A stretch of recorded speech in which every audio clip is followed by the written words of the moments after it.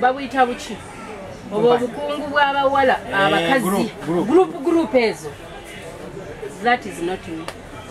That is not you meaning you kubanga naziina naye kyezankola nengamba Dr. Sola. By then nali siri Dr. Sola. Abasinga bampita Don. My name is Donna naye bali Sara ne bampita Don. Kati nga bino ebyabasama aba South Africa tebinajja bali bampitanga Doni naye bwe byajja abasama ne batandika okugamba mbu simanyi Doni awo basebwanga be balina sente ne batandika kati nga bwe nkunyonyola nga what's your name gamba Doni muntu yekanga munaga muno muwala azirina wakivuga muyaye linya. So most of the remember on meeting wanje tali obachali kizike nzenga abasente bosanga nga ndi bulungi nzikuwa Donna ala kirina okitegedde.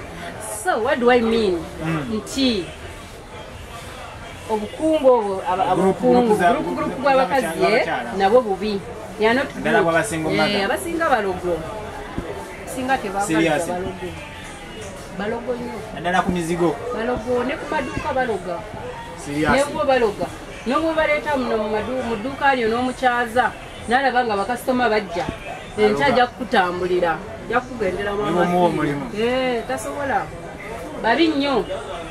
kyama kyo ki? Kyama kyange nenyweza Katonda. Ekyokubiri manye enaku yange manyi gyenva manye enaku yange ebyo bibiri. Ekyokusatu nti obugurupu ezo gurupu z'abakazi mbi nnyo. Ekyokusatu negomba nnyo njagala ebirungi byamabi kisooka Katonda. Ekyokubiri manyi gyenva manyiyo. Ekyokusatu oyinza kati bwe nkugamba nti olaba gurupu z'abakazi ezo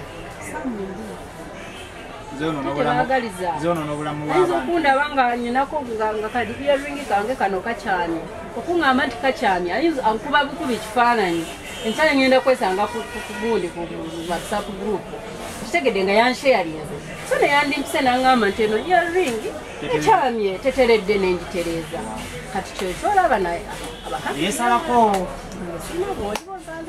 benina emikono gye nina be bano benakola nabo menti yamanya nga sibyawo kuno kwesinkana mu kibuga tunasoma nabo emyaka 10 nti twemanyi wadde nga tetulina kyetuli nti nesaakaka tukyemanyi ekitegedde ekyo kintu kikulu kubanga yaba tajja kukujajinga amanye oli Doni oli ekitegedde nti yamanya emyaka 10 era bw'aba ampisa nga Doni gwe yaraba emyaka naye bano betusanze wano aba TikTok. Take Uganda serious. Tujje wano ku Dr. Sola Uganda. Ojjotya okubeera mu business ate n'obeera serious. Kati bwe nkugamba Genesis yeno gundi yeno Dr. Sola nali njagala ekintu ekisobola okukula. Nali njagala competinga business y'abasajja. Mu business si y'abasajja naye nali njagala competinga mu business. Kati n'ekirala nagenda okulaba nga waliwo bizinesi ezitakula ng'eyinza okukula naye kizibu nnyo neekoma. Kati nagenda okulaba nga Uganda bw'ocekinga bw'olaba population gye tulina 80% bantu tebalina masanyalaze tebalina. Oyinza osanga nga 10 be balina naye kati wogenda eyo mu byalo eyo abantu tebalina masanyalaze. Tebalina masanyalaze n'abagayina bagakaaba ate n'olaba nga kigenda twala ebbanga ddene ekintu ekyo gavumenti okukikyusa nosanga buli muntu atuusibwako ki ekikondo ky'amasanyalaze.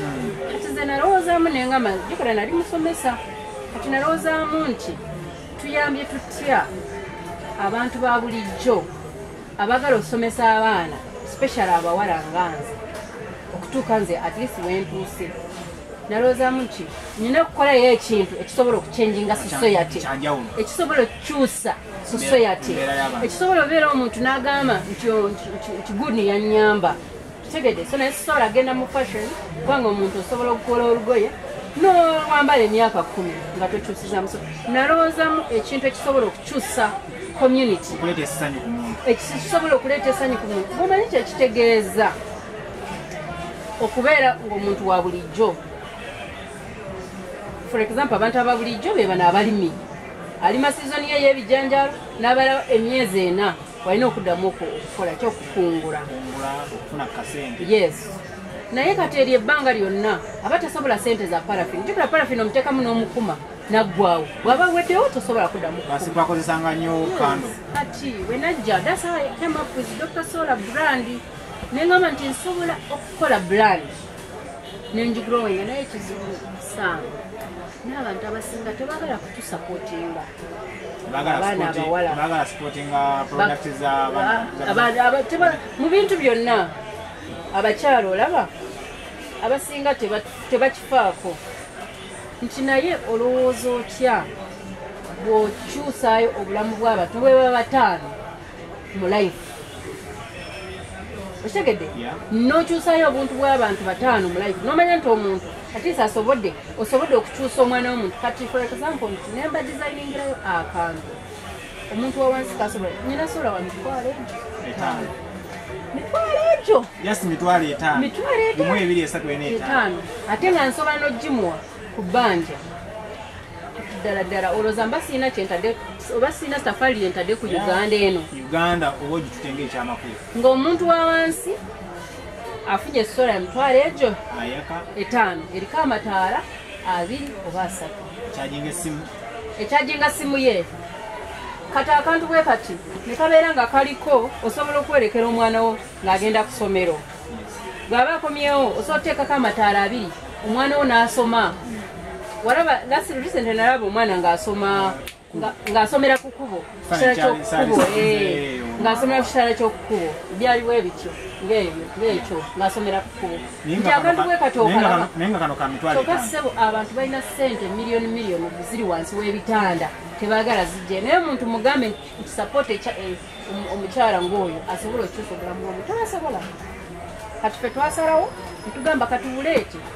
tubuwe abantu ku ssente za wansi okitegedde omuntu asobola okulaba omwana we asobola okutwala omwana we ku ssomero asobola omwewerekerera ku makya ng'agenda ku ssomero asobole okuzuukuka ekiro asome for example abaana abali mu P7 asobole okucharginga essimu ye okitegedde akubireko omuntu oba atunze ebijanjaalo akubire omuntu ajje agule ebijanjaalo oba awulirizeko amawulire ebifa mu ggwanga just 50,000 abantu bazibu abantu bagenda baswindolinga mane batwala bibaaga n'ebibaaga sente bazigabananga ng'ensenene naye gambayo omuntu wadde minisita nti genda mu kyalo kyewamwe obagulire obuntu 5 bwe buti tebasobola naye kati nze bagaana kugula lwakuba nti gwa bitundu oba mukazi oba lwakuba gwa bitundu oli munnayuganda abantu simanyi naye kati nze nkugambye history y'akano akantu ya bizinesi yange eno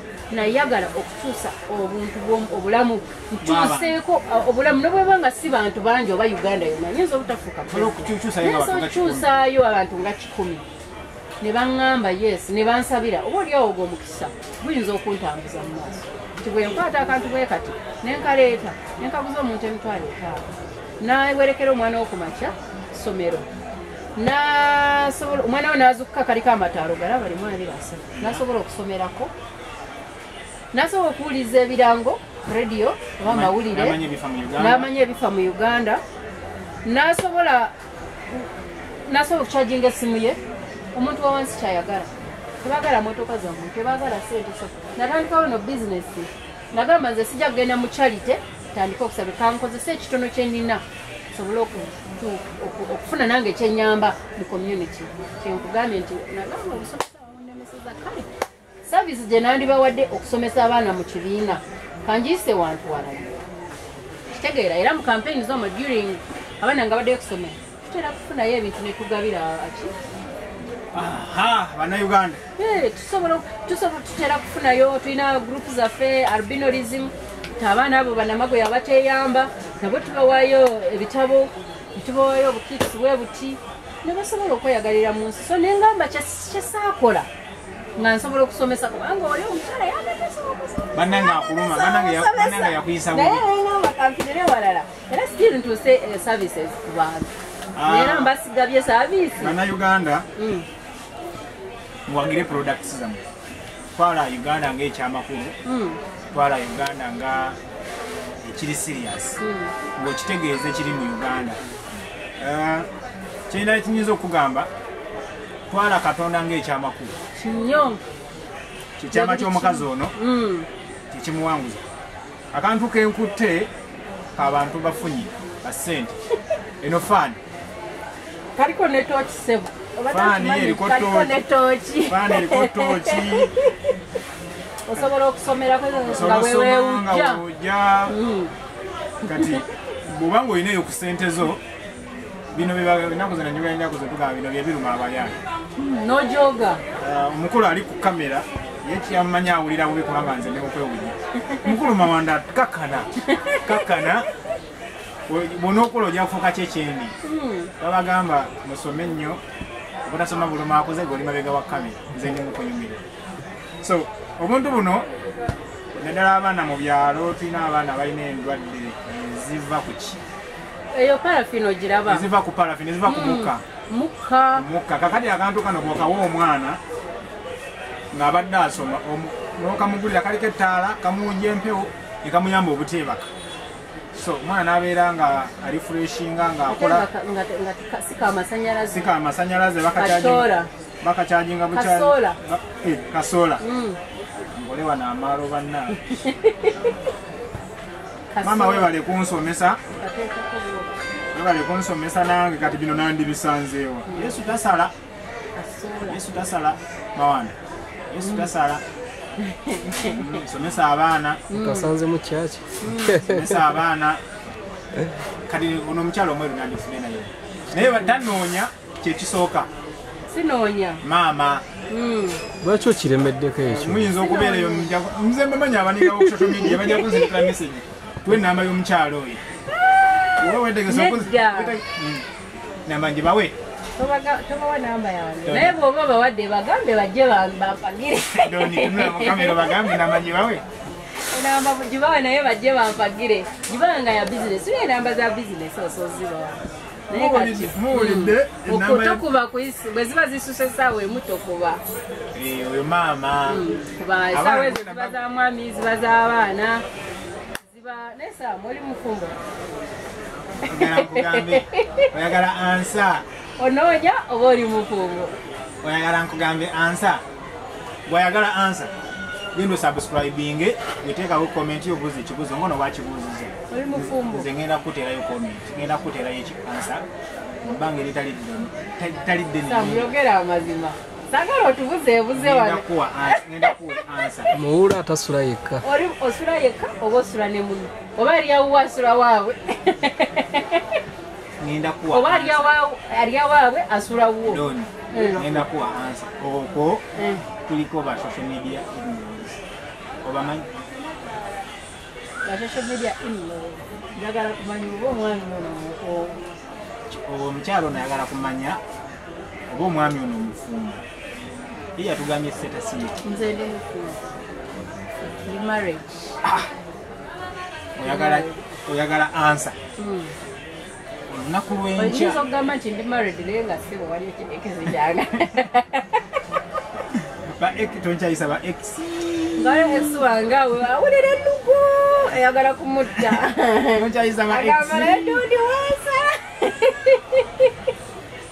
ate mu mbozi zonyumizaamu mubaddemu emboozi y'okunywa soda tonkyayisa ba ex naye olunaku lw'enkya omugenyi gwe tunaabaleeta ekibuuzo barambuza ekibuuzo ekifaanana olina okuddamu ekibuuzo kyagenda kukiddamu ki oli mufumbo oba oyagala alyawaabwe asulawo njagala nga alyawaabwe ng'asulawa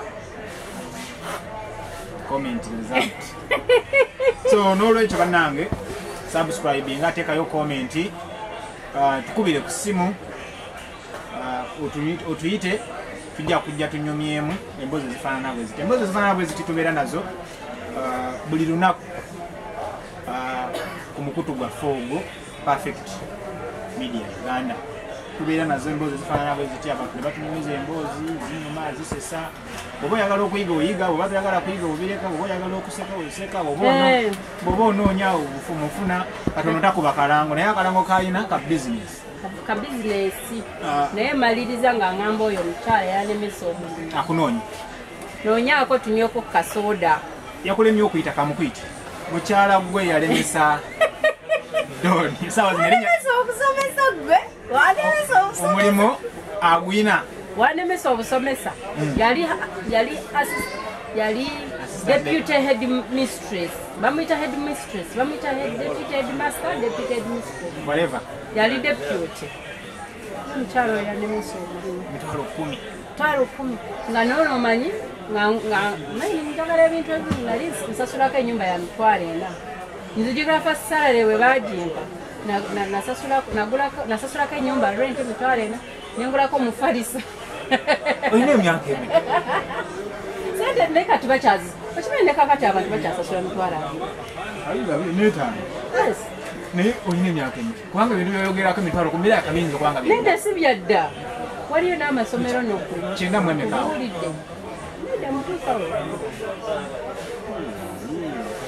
mu 2000 it was in 2000 I think it was in 2013 wano nijjo byabalamu wano 2013 wano juzi yanemesa omulimu jangu bakugulirayo soda njagala kutwala nkugulira naye nasisinkana headmaster nawe nali nga waliwo we tugenze mu mukolo naye nga baali bayiseeyo abo nga bolaba abantu naneekanga nagamba nasingula nagamba nti sanisa okukola naye ngamba kalesewo ntokolerawo nemunyonyola nemugamba nina bizinesi nina kampani ya sola nzija ebintu e China nzija ebintu e Dubai nzija ebintu ngendako nemiret nembijja Germany sente wazifuna otya amanga ago nemugamba headmaster ojokyalireko wange emitwalo 10 headmaster yali akwagalira yangu headmaster yali anjagala naye oli omukyala yanemesa abakyala naye ngaolina ekirowoozo kyakyali wali ali mu Kampala wano wali isomero likyaliwo wano mu Kampala ino wano kumpimpi bwe ndikunyumiza tosaana kitegeera off camera nditegedde bwe tugendeddeko mu mulango nditegedde esomero wano kumpi ate lyamaanyi naye nemutuwa emitwalo naye nera walijja amakyali amasomero nino gasasula emitwalo 5 nawe 5 taliiyo weri esomero nenda esomero ly'emitwalo 5 mawanda gyeriri eryo esomero ly'emitwalo 5 weriri olaba nali ku kamera olaba nze tulinawo ekibiina nze ne bange twakitandika nga bakita Teachers Investment Lab nga tuyigiriza abasomesa abo abafuna akatono era nga basobola oyinza okukadira mu busomesa funa 2 bakuwako 5 bakuwako 3 kyokka ozadde olina omukyala omaliriza nga tolina kyona tubagamba nti osobola okutandika n'okujja kuba 2 n'ogula enkoko n'osobola okubeera ng'osevinga katono yinza ti singa wabawo ekiriwo osobola abaana bo tebasula njala nga bagiyita Teachers Investment Club erimu abasomesa bali tuli mu mitwalo ng'egyo katukyali musomesa gambye ndi professional teacher kati mbanja nejumiririza nnyo mu services ezo ezituusa banange oba ziyambako banange njagala ku serving I want to do service delivery bwofuna omulimu kati sawa zino nga service delivery bwofuna omulimu nga gavumenti ekuyita ogenda osomesa it depends on what I may teach benzo okumpita nsomesa abakyala I empower women how they can get involved mu business nga zino kitegedde I can encourage them I can empower them osobola okukola omulimu ogusukanga they can call me to go and talk to those teachers incoming teachers in colleges abagenda mu field they can call me I can empower them government is so competent I can empower kadamas you can be a kadama but you can succeed at the end of the day you can see because nabo makadama nenzere nensoma kati degree nkoze eki njine so I can still do service delivery naye njikola in which way ate mbasi kyasobola kubeera oli owa class asobola kukwata kyokubanga nange neyongeddeko value Museveni kyagamba yongerako ekintu ki value kati kitegeeza value yange yeeyongeddeko. Yes, I added value on myself. So nti I may do service delivery naye sikyali oli asobola owachooka naye nsobola okwempoweringa young girls. Nakati wano kyoli mukola. Yes, you can go, you can be a teacher if it's where you have begun, you understand, eh? But later nokyuka nobeera ekyo kyoyagala okubeera. Nze sikugambye nti ndi bulungi nnyo naye mpulira wendi neeyumiririzaawo kubanga nyina bizinesi yange ogiraba nga wekiraba. This is a company, Dr. Solar Uganda. Nsobola okugenda e China nentika emaali eyange nengireeta nengitulira nengiteeka mu katale and ate akatale ne kagikkiriza. Manyina market to accept your product. Ekyo nakyo kintu kikulu nnyo okugenda n'olowooza ku kintu n'okireeta n'okiteeka mu market n'ekikkiriza is also important. Kyoyogedde kituufu. Yes. Sawa zino Uganda kuvaluinga nawo Yes. owomusolo. I comply. Olaba wali zizo eyo income tax, eyo license, eyo tax returns. I'm a compliant. Oziraba zonna ezo. Ekyokubiri. Yonna misolo, sina musolo gwendoji. Ekyokubiri. Oyamba bannayuganda. Oyamba abantu abawansi. Yes. Okwata abaana b'abantu. Yes. Obawa emirimu wansi. Nina abaana nkozesa abantu 10.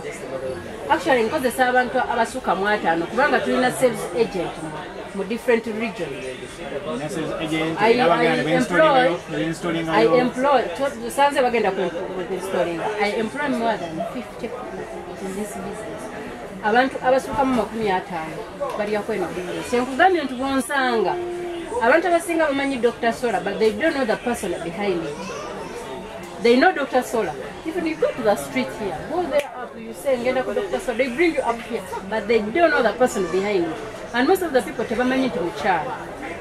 Hey, Dr. Solar yabasajja. Yabamanya gange. Liri Donham. Then liri R erya kika naligatako bugasi. Ate mu kusooka samanya nti baliyita doctor. No, mu kusooka naye nkoze like naye njagala kukwata erinnya lyange nga bwolaba nti Saamu Kigozi noyita SK. Understand, eh? Kati AK noyagala shorteninga kati na shorteninga kubana kireta mu market ate market nechi acceptinga. Actually market ye yampa doctor. Kitegede fa abantu abasinga balooza ndi musobola kubateeka ku bugale. All of you people who think that I'm a doctor because I put on glasses because my cover. You are a doctor. People think I'm a doctor because I put on glasses. You are a doctor. I'm a doctor. I'm a solar doctor by the way. Where anything concerning solar,